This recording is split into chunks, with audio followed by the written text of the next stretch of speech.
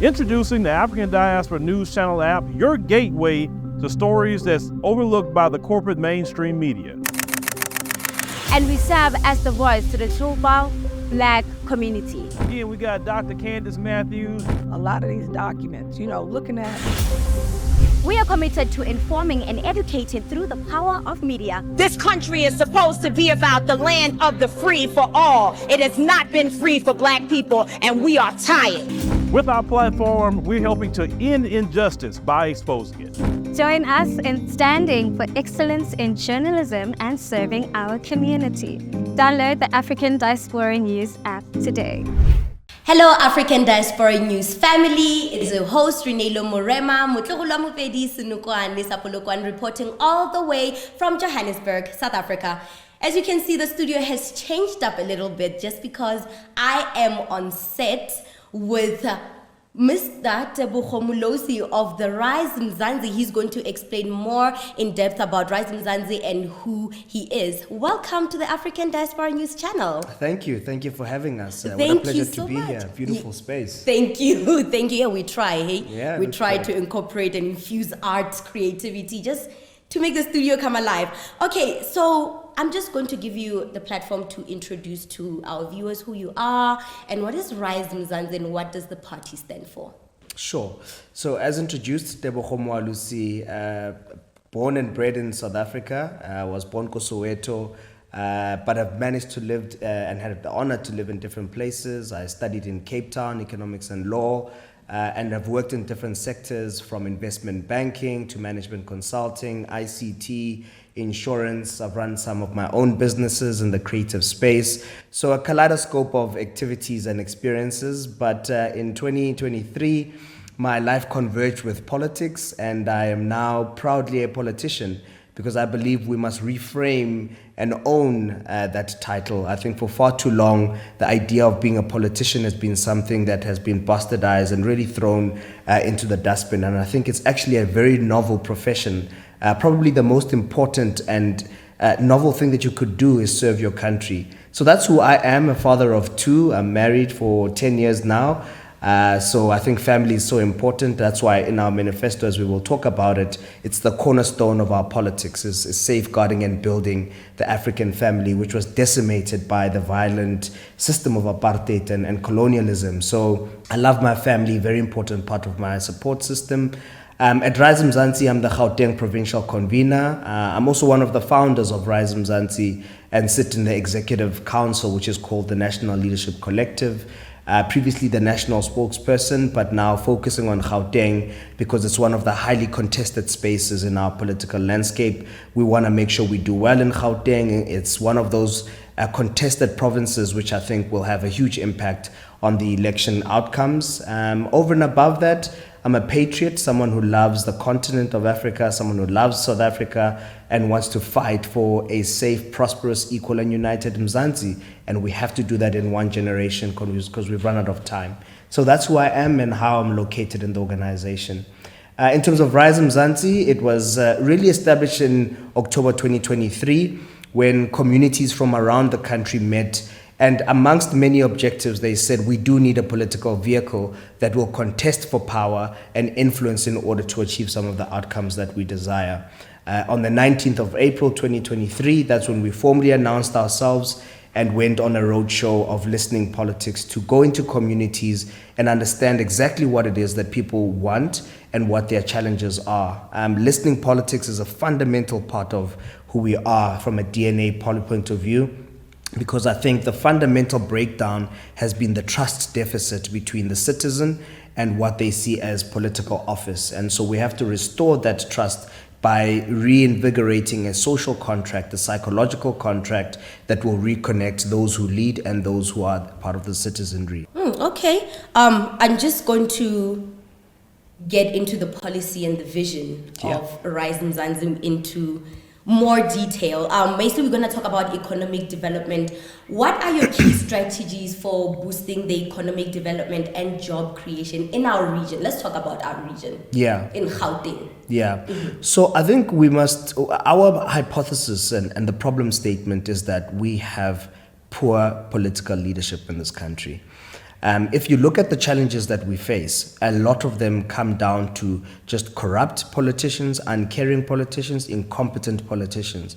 And so one of the first things we have to solve for is making sure that we've got the right politicians in the right spaces. So that's number one. You can't build the economy if you've got people that don't have the ability to navigate the complexities and make decisions and choices that are going to impact and yield the results that we want. So that's the first thing.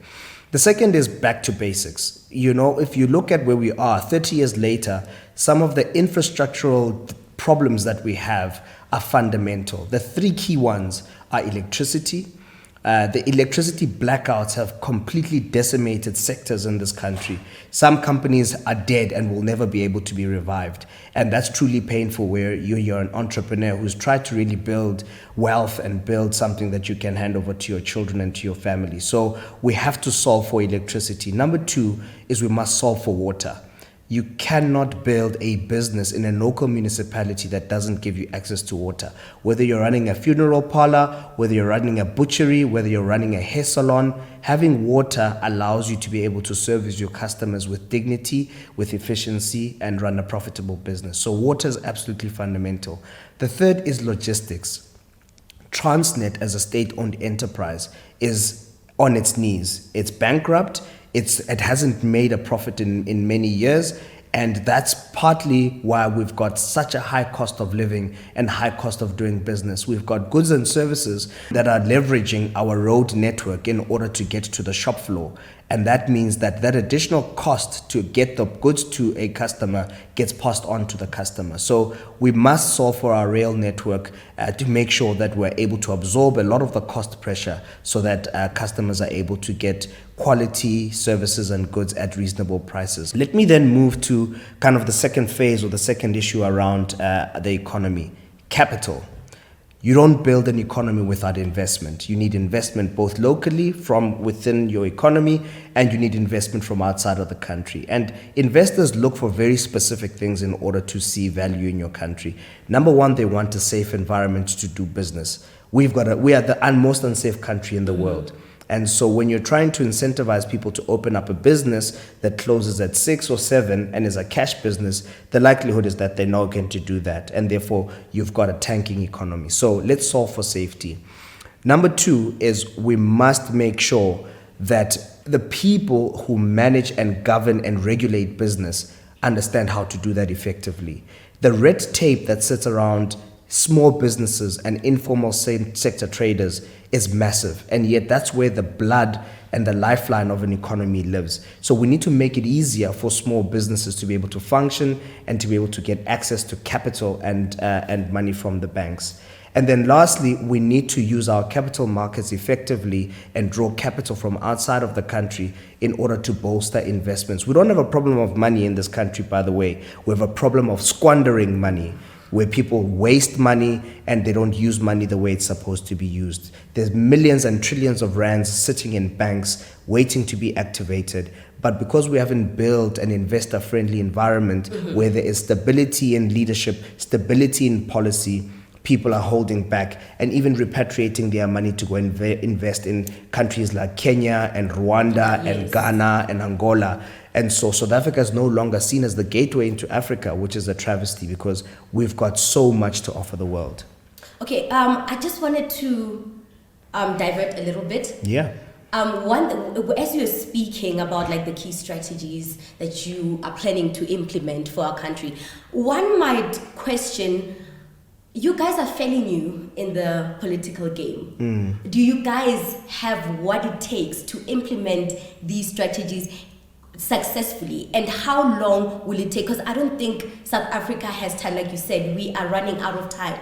Do you think you guys are capable of fulfilling all these strategies that you speak of? Absolutely. We are more than ready to govern. We must reframe the way we've understood political governance and political leadership. Okay. What the ANC government has done for the last 30 years is use themselves as the basis for all that happens. So they go to a policy conference and 4,000 members in that conference to decide what the policies are going to be, and then they go to a leadership conference and they decide who is going to lead that. we actually flipped the script. All our public candidates were opened to the public. So we ran a public candidates nomination process where we said, if you believe you want to go into public office, or if you know someone that you think will meet these criteria, submit their names and let's take them through a rigorous process of qualifying them against what it would take for them to be a Rise Mzansi public representative. We had what we call a nominations committee, which essentially is a panel of high-performing professionals who understand public office, and they're the ones who vetted us, making sure that our qualifications were real, making sure that we're able to deal with the stresses of the ethical requirements of running for political office, but also knowing that you're able to do the job. We must separate the party and the state. Yes, it's important to have political expression because those are the policies that you need to be able to drive, but there are technocrats that must run the state, and that mustn't be politicized. Those must be people who are capable, who are competent and passionate and able to do the job. And I think in a Rise Mzansi government, we'll be able to bring talent from all over the space, from corporate to faith-based organizations to civil society, to build this broad collective of leaders who are able to convert our strategy and vision into a lived experience on a daily basis. Oh, I see. Okay, let's go back to the vision that you have for Rise Mzansi. The education says here, how does the Rise Party plan to improve the education system to ensure better outcomes for students? So I want you to, because I'm very passionate about education. I was so mad last year when there was load shedding during the final exams and we had low pass rates. So now how are we able to fix that? How are we going to bridge that gap to have high pass rates for our matrics? How is Rise Mzansi going to support the education system from the ground up?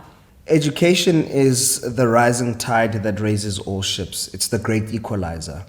And so it is fundamental in every political realm. If you're not talking education and you don't have a solution for that, I don't think you're being serious about your contribution. And I think fundamentally these elections are a lot more important because the competence of a provincial government is education and health as well as national. So you'd know that elections are different. 2024 are our national government elections, which means we're doing national and provincial. And then in 2026, we then do our local government elections. And so I just wanted to make sure that people understand what we are voting for and the impact or the importance of education in this election. But let me come to your question. What do we propose for education? Education is not just about reading a book and getting a certificate. It's an entire intersectional experience of how you build citizens that can make a contribution.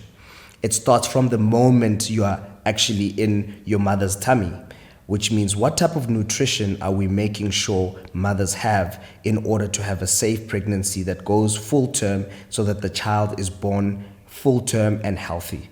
Those have got an impact because then it determines whether or not you'll be a special needs child who needs very specific type of education, or you're going to fall into what we call mainstream education. So starts from that fundamental place. Then it shifts up to what we call early childhood development. The first 1,000 days of a child's life are absolutely crucial. You have to feed them right. You must make sure that they've got the right access to support and to education facilities in order for them to grow and understand and build their brains in the right way. And right now we don't have enough. And in the ones that we don't have enough training of some of the practitioners in that space. And so we have to do an upskilling and make sure that the likes of technology, creativity form a very crucial part of how you build ECD. The third component is nutrition. What we don't talk about in this country is the fact that people are hungry. We have got millions and millions of people who die of hunger. Just a few months ago, we had a murder-suicide happening in the Eastern Cape. Actually, two that happened 1 month after each other. What happened there is mothers between the age of 35 and 38 killed their own children, 3 children, and after that they killed themselves because of hunger. That is the reality of South Africa today, is that on a daily basis, people don't know where their next meal is going to come from. And a hungry child cannot be a learning child. And so fundamentally, we must solve for hunger. We must make sure that poor families are able to access at least 2 nutritional meals a day so that they can be functional within the education system as well as at home. So that's the second or the third element. Then we must talk about the education system in its entirety. I think we need an entire overhaul so that we make sure that the curriculum that we have responds to the country's strategy. We spoke about the economy earlier on. We currently don't have a plan that says, how do we want to compete? What do we want to be known for as South Africa? Whether you look at China or South Korea or the US, they have identified a basket of goods and services that they want to be brilliant at. The likes of an India has said that on a professional services point of view, we want to be the global excellence in that space. So whether you're talking BPO or services, you go to India because you'll get the best and you'll get it the cheapest. What is South Africa's plan? What do we want to export? What is the things that we want to make that the world wants to buy? And once we understand that, we can then build an education system that responds to that. Because otherwise what happens is you've got people and young people that go through an entire education system for 12 years only to come out with a degree that is not responsive to the market. And that's why we have this problem of unemployed graduates. Yes. Unemployed graduates. We've got doctors, over 800 doctors who are qualified, who have done their ComServe, who are not able to be absorbed in the healthcare system when we've got such big healthcare crisis. It doesn't make sense. But to go back to your point, you build an education system that is aligned to the economic outputs that you want. And that's why you go to the countries that I've mentioned. Their education system is a reflection of the type of citizens that they want to be productive on the other side. The next thing we must talk about is pathways, career pathways. From an early age, you want to be able to identify who are those who are academically inclined, who are those who are creatively designed, and who are those who are maybe technical and want to use their hands and, so they can go to technicals.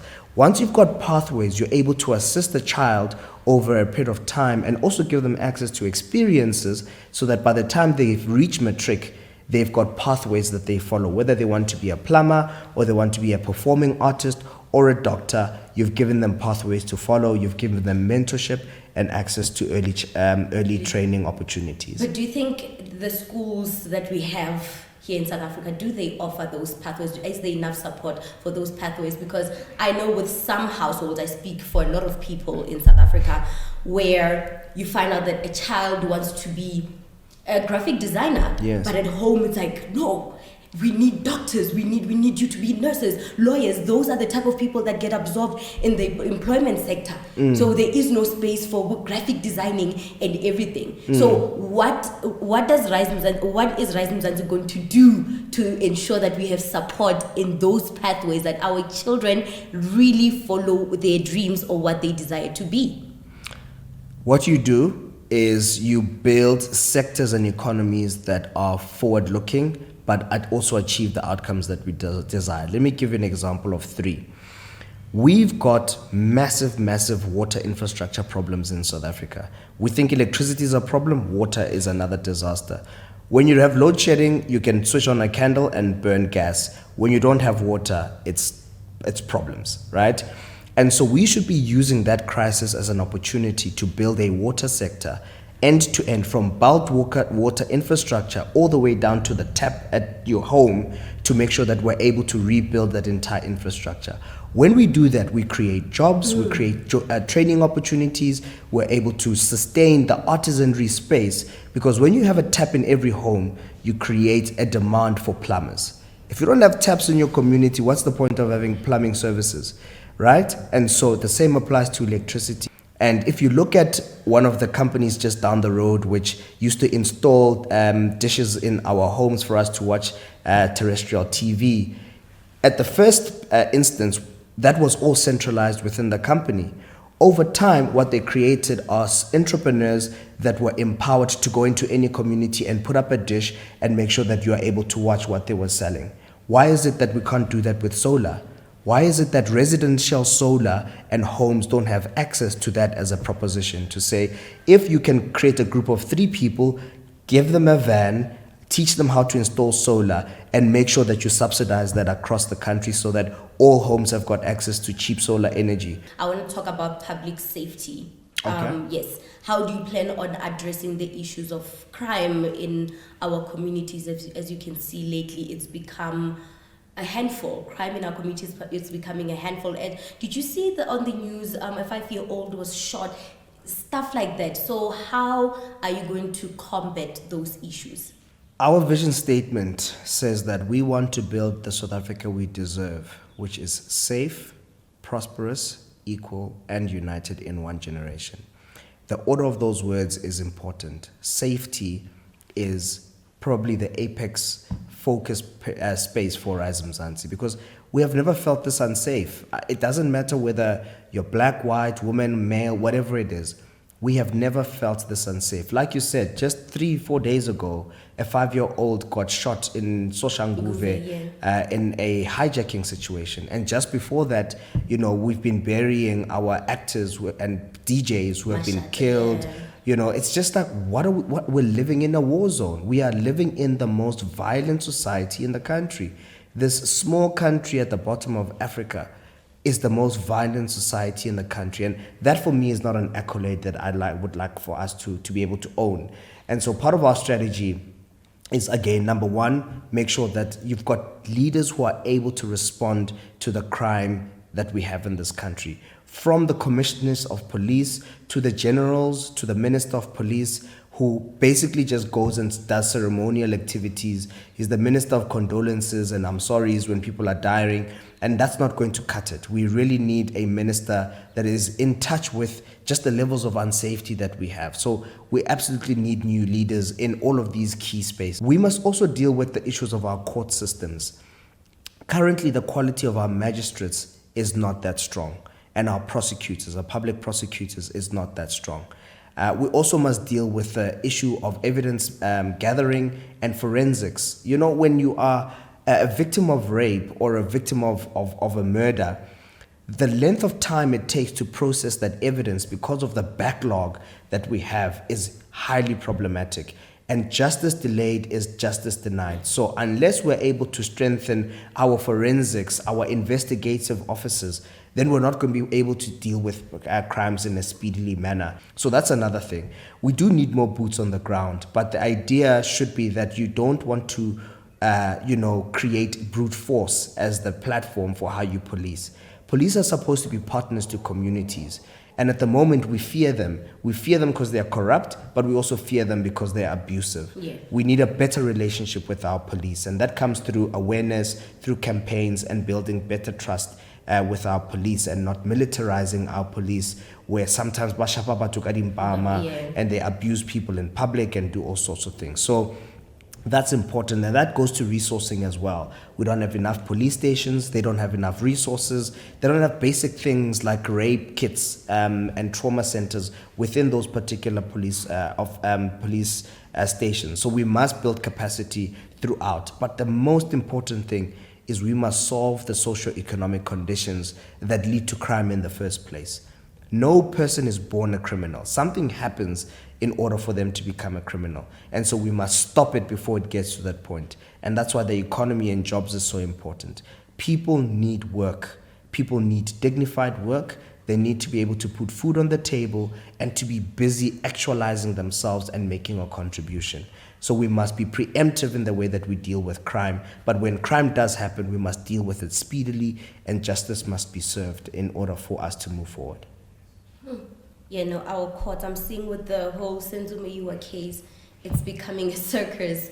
I think our courts, the quality of our courts, the magistrates, it's not up to par. It's not how it used to be. Mm-hmm. Yeah, that is a problem. You spoke about now ensuring that people are safe within their houses, because no one is born a criminal, like you said. So something must have happened. So this brings me to my other questions. So what initiative will you put in place to promote gender equality and support for women's rights, just not for women's rights, but for people in general in their homes? I think we must have a different relationship with power insofar as it relates to gender. We're doing that right now with kind of race and race-based politics, but gender has also been as destructive in the way of creating gender stereotypes that make sure that women in this country are not treated well. systemically so. So in the same way as we must emphasize and build a transformed economy that allows black people, women, people with disabilities to be able to access opportunities to build income, we must do the same with women. One of the ideas that we have focused on, and we've got a policy paper on this, is single mothers. Yes. Now, if you understand the genesis of South Africa's history and the impact of apartheid and colonialism on the South African family, particularly the black family, is that it decimated the South African nuclear family. It required that men left their homesteads to go and work in the mines and in manufacturing. And so at home, what remained were women who had to do child rearing and had to look after families and basically had to build community life.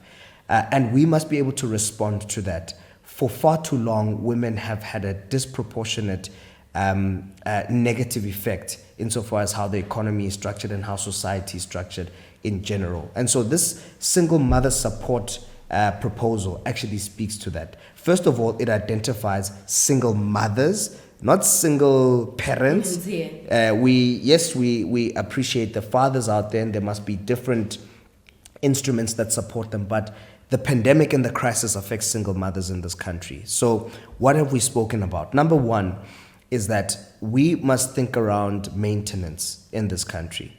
There are far too many men who go off unscathed and not able to be held accountable for being able to look after their own children. And we need a much more stringent regime in making sure that fathers are able to contribute to the lives of the children that they bring into this world. That's the first thing. The second thing is the issue of spatial justice and spatial injustice affects women a lot more than it does anybody else.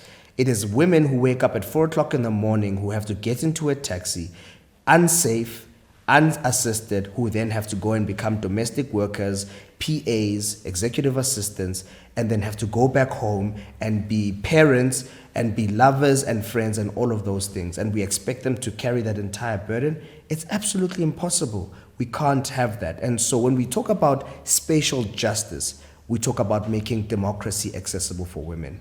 If we don't fix the way our towns and cities are structured, then we are not fixing the issue of making sure that gender equality and inclusivity becomes a reality. So that's the second one. The third is ECD centers. If a woman is not able to leave their child in safe care so that they can go to do work, they don't have an option but to stay home. It's absolutely unfair. It's impossible to expect women to live under those conditions. And so having ECDs that are safe spaces for children to be left is absolutely important. And not just for 7 until 2 o'clock. It must be 7 until 6 o'clock, so that if you have got a thriving profession and you need to stay at work until 5 o'clock, you have the opportunity to do so, because your male counterparts get to do that. They even go further. They get to go to the bar afterwards and build the social capital that allows them to actually get promotions. And that's what builds corporations in the world. So we must systemically start to break down some of the boundaries and the impediments that allow women to fully express themselves. The other one that we must talk about is child support grants. We know that we have many people and families that live below the poverty line. And at the moment, the grant that is being given to families and women specifically is not sufficient. I don't know what you do with 680 Rand. I think nappies and diapers are probably north of 350 now, if not more. And then you must buy milk and formula. Just between those two, you've already lost almost all of that. And then you must still feed the child, take them to a primary healthcare facility for their inoculation and their injections and doctor's visits and all the other things. It's impossible to survive. And so we suggest that you need a higher child support grant that is able to, at the very least, meet the poverty line and make sure that women and mothers are able to support their children on a daily basis, particularly around nutrition, particularly around education, because that's where a bulk of the money goes to. Going back to the spatial justice issue, 65% of the income of people who travel in and out of work goes to transport. That's why when you don't have a rail infrastructure and a bus system that works, you are basically sending women and setting them up for failure, because 65 Rand in 100 Rand goes to paying taxis instead of going to paying for the bond so that they can live a healthy lifestyle and build a family that they can sustain. So there's so many dimensions to this thing, but single mothers are our superheroes. This country and this continent was built on the back of single mothers. If you want to see magic, give power to a mother and see what they can do with that. No, the reason I got personal there is because it's a touchy subject, and I think what the government and other political parties are not doing is giving single mothers the justice they deserve. Yeah. They're not pouring their heart into it, and for someone like you to recognize that, you know what, it is a pandemic in raising these children. It does contribute heavily to the youth going astray or the youth just getting into criminal activities, you understand? So if that backbone is not well anchored, the country will collapse. Like you said, at the end of the day, the world actually essentially is built on the backs of mothers. Absolutely. Absolutely, yeah, no, I got emotional. I'm just thinking, my goodness, we are suffering. It doesn't matter whether it's you're a single mother living a luxurious life or it's hard. Yeah. It's really, really, really hard. Forgive me for that. No, it's all good. It's all good. Okay, so housing. Yeah. Just going to just move straight along with it. As you can, it's especially in Gauteng. It's a pandemic in itself. It's an epidemic in itself. We have a lot of shanties, a lot of shacks that are just built nilly-willy. When we pass, it's a shack, and then we have the urban areas. There's no in-between anymore. Why is that? How is Rise Mzansi going to solve the housing crisis in South Africa? And are we going to put our citizens first? Or you just saying, you know what, since we are all in it, even the foreigners are all in it, we are just going to provide houses for all? What is the strategy? What is the plan? So housing is almost as important as food, because you need a physical structure in order to be a family and to stay alive and to rest and just be part of life in general. So from a housing perspective, I think where we have been let down is the lack of imagination and responsiveness to the changes that are happening. We have known for years that certain areas have got big migration zones, right? We know that the likes of the Western Cape, Gauteng, are high spaces where people move from rural areas into the cities in search for work. So the idea is to address this in a number of ways. Number one, if we do not build economic support for areas outside of what we call the metros, people are going to continue to migrate to the cities in search for better opportunities. And not everybody wants to be here. I think we make the mistake that people all want to live in cities.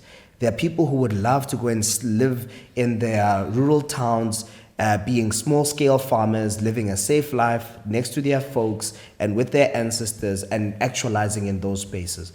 But because those spaces don't offer any economic opportunity, that's why they end up going to the economic nodes, and we've got then this density problem that happens, and there's a stress on infrastructure, there's a stress on basic services, and that becomes the problem. So any scientist, any architect would have told you that this trend is a problem and we need to do something by responding to a housing and land justice and spatial justice plan that's going to respond to the situation. So that's the first thing, is we've been failed by the leaders of this country to keep an eye on this thing and say we need to respond to it in a number of ways. The second thing is we have to come to terms with the fact that we have limited resources as a country and as a province as Gauteng. And how do we then partner with the private sector to make sure that spaces like low-cost housing become available? You know, I think one of the things that we should be looking at is, as you enter the professional market,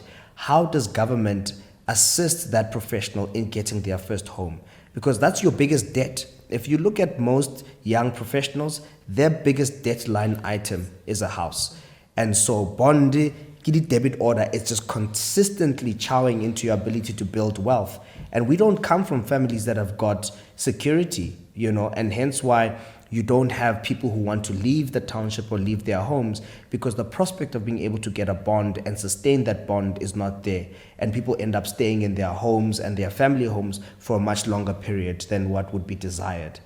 So that's the second thing. The third is We must reimagine our cities and towns and spaces.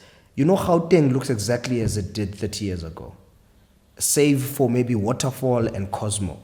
But fundamentally, the city and everything else from Soweto to Alexander, exactly the same. The only difference is there's more people living in there. That's the lack of imagination that I'm talking about. You go to other places like Dubai, Shanghai, where they have transformed the way that people live, move, work, and play. And that lack of imagination has not been there to say, how do we reform the Gauteng, Johannesburg CBD, for example? We don't have a CBD to speak of. You cannot build a country, a Gauteng, that's worth its salt when the Johannesburg CBD looks the way that it is.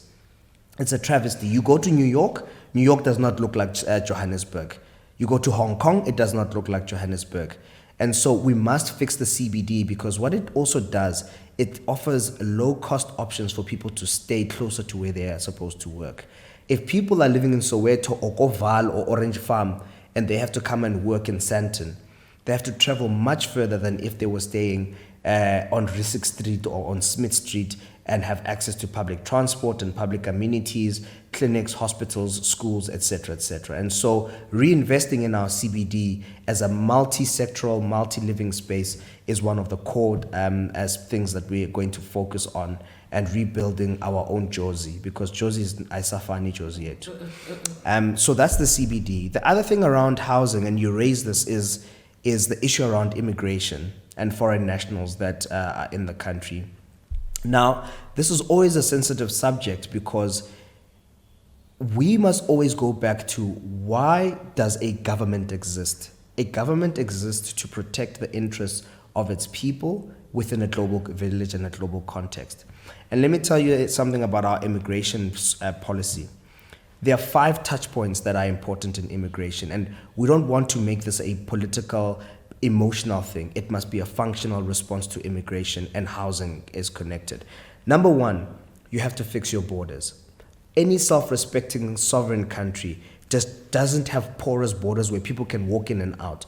You need to be able to account for how people move in and out of the country, and how goods and services move in and out of the country. That's why we've got issues of human trafficking, where people get moved from here to other countries without ever being tracked. That's a problem. Fix the borders. Number 2, get rid of corrupt officials that work within the immigration sector. That is the Department of Home Affairs, that is the people that work at SARS, everybody that touches the movement of people in and out of a country that are corrupt. We need to get rid of them, top all the way down to the bottom. The third thing is, we must grow the economy. We have to build a bigger pie. The fights that we see happening about spaza shops, kodika sitsarona, is not because people are upset and angry at foreign nationals. What they're upset at is that 30 years later, they still don't have an ability to make a living. And so they express their anger at the people that live with them, and that becomes foreign nationals. And those are the anecdotal stories that we hear. And so when you build the economy and you create jobs, and you create an opportunity for people to be entrepreneurs, to be business people, and to work in corporates, then you start to put a lot less pressure on the idea, no, I want his spaza shop. It gives them the opportunity to open up something else of their own, because in a growing economy, you're able to absorb people and they can build wealth for themselves in different ways. So that's the third thing. The fourth is, we must deal with the rule of law. The rule of law should apply to every single human being that lives on this country. And criminality must not be a foreigner's issue. If you break the law in this country, you must be held accountable, whether you're a foreigner or not. And so it's very important that we restore the relationship that citizens have with the rule of law. Honaje, people just beat red lights, people just park on the side of the road, people break bylaws. It's just sazenzela. It's every man for himself and every dog for himself, and nobody is holding people accountable. Let's return the rule of law and make sure that people play by the rules. What that will also do, it will deal with corruption and make sure those who are criminals, whether they are South African or otherwise, are dealt with swiftly. The last thing that we must do is, we must, all growing countries out there, developing nations, have got a relationship with the world in general. they have said to themselves, we want to allow and enable and encourage and incentivize certain professionals that are going to help us build this economy. And we are going to enable them to do that through certain visa regulations or, payment structures or whatever it is, right? We need to be able to do the same. If we say as a country we want to build our very first South African-made mobile vehicle, right, motor vehicle, you want to be able to bring engineers from all over the world that are superstars at doing that to come into this country and bring that intellectual capital. Am I saying that we don't have engineers in the country? Absolutely not. But if we have more that have done it in other countries and have done it well, we will get our first car a lot quicker than we would in any other place. Let's take it back to housing. The reason why we have a foreign nationals issue with housing is corruption. We've got people, Bankang Chocho, that take corrupt money and brown paper bags, getting people with with fake documents to then have access to government funded homes. And that is problematic. And that's how we go back to the rule of law, to say when people break the law, hold them accountable, irrespective of who they are. Nobody should access those homes illegally, and we must be able to hold people accountable based on our housing plan that has been put out. Well, yeah, holding people accountable is something the ruling party does not have. It is not in their policy to do that. People do They do the opposite, actually. They do the opposite. They promote people who break the law. Exactly. Now people are in top government positions and they do not deserve to be there. All right, I'm just going to close this off on personal insights. I think you've went through a lot of things. Oh, before we close off, there is a question here actually that I've been dying to ask you. It's realistic timelines. Yes. Right, yes. We often hear politicians making promises they can't keep. We will do this, we will do that for 30 years and still hasn't been done. Instead, we are decreasing, like the economy is just falling and falling and falling. What do you make of this? And what will you prioritize first if your party becomes the ruling party of South Africa? Sure. So timelines are a tricky question because we will likely get into a government of coalition. You're not going to have this situation right now where you've got one political party it's a single party dominance state. We're going to go into coalitions. There's coalitions all over the world from the Netherlands and many other countries. And so we need to be comfortable with the idea that certain things are going to take longer as we settle in this new political dispensation of deep contestation. We already see it in some of our local municipalities, whether it's the city of Johannesburg or Ekurhuleni or Tshwane, where you've got challenges with service delivery because of those differences. And I think, unfortunately, we need to make that transition until it settles and the maturity of our politics elevates, and then we're able to function as a coalition government politics. In terms of timeframes, we're going to have to negotiate, because on my table might be food, on someone else's table might be a gun-free South Africa, who knows? And we're going to have to negotiate who goes first and how do we then deploy. But we have to have a much more mature government that must respond to the pains of this country. And we know what poverty looks like. Poverty is black, poverty is female, and poverty is rural and township-based. So let's focus on that. Let's focus on that. You spoke about coalition, going into a coalition. Do you think it's the way forward for our country, have parties correlating with each other? Do you think it's the way forward? Do you think it's a smart move? I think so. I think what it will do, organizations and political parties like Rise Mzansi will start to make an impact and a contribution to changing the posture of politics. I think the old guard have played by themselves for too long and have become complacent. And so new entrants like Rise Mzansi are going to bring a new energy. We're going to bring new leaders who bring new ideas. And hopefully that then becomes, it raises the standard across the board. You see it in any other sector of society and business. Not so long ago, we had what was called the fintech boom, right? Where financial tech companies were starting to build by the numbers. Over time, there's a naturalization process where those who can't meet the challenges of the day start to die out. There's a mergers and acquisition process that happens, there's partnering that happens, and there's a consolidation that happens. And then over time, those who can stand the test of time are then able to lead in the space. And politics is very much the same. I don't want people to feel disheartened by the fact that we've got so many new parties. We should actually celebrate the fact that we are breathing new life into South African politics. And that's why when we say 2024 is our 1994, that it speaks to that exact issue, is that we are now at an inflection point. In 1994, South Africans lined up for change. They decided to say, we have been ruled by this violent regime that has not delivered positive outcomes for us. 30 years later, we find ourselves in that same place where we are saying, let's take this moment to make different choices. They say, when you know better, you should do better. And now we know better. We've been lied to for too long. The preamble of our constitution is the prayer for South Africa. It's time we fight for what is written in that document, in that preamble, in that prayer, so that we can truly have a safe, prosperous, equal, and united South Africa. It's possible in our lifetime. It doesn't have to be for our children.